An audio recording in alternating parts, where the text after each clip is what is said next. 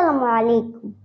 আমি তানভীর আলম, রংপুর আইডিয়াল একাডেমির নার্সারির একজন ছাত্র।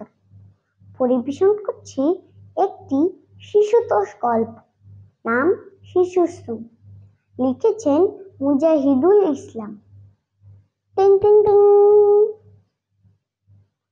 স্কুল ছুটির শব্দ। সবাই আনন্দে নিজের বাড়ির দিকে যাচ্ছে।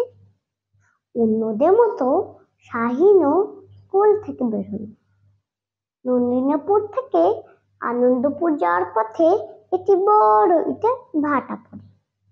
শাহিন রাস্তা দিয়ে যাওয়ার সময় দেখলো একটি ছোট্ট শিশু তার মাথায় করে অনেকগুলো ইট নিয়ে তা পোড়াতে যাচ্ছে। শিশুটির বয়স 8 থেকে 9 বছরের বেশি হবে না। শিশুটির ইটগুলো ওঠাতে অনেক কষ্ট হচ্ছিল। এই দেখে শাহিনের অনেক দুঃখ হলো। শাহিন ভাবলো, যে বয়সে কিনা ওর পড়াশোনা ও খেলাধুলা করার কথা, সেই বয়সে কিনা কাজ করছে। কত অল্প বয়সে শিশুর শ্রমের শিকার।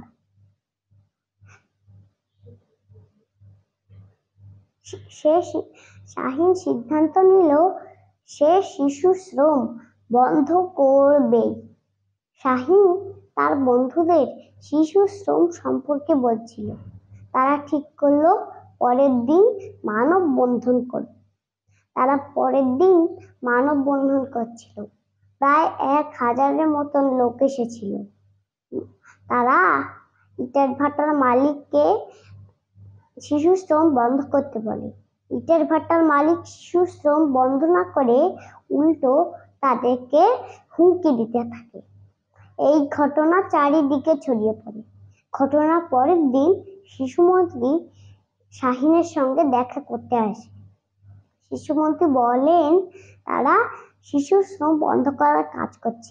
তিনি আরো বলেন, মানুষ যদি সচেতন হয় শিশু শ্রম খুব তাড়াতাড়ি বন্ধ হয়ে যায়।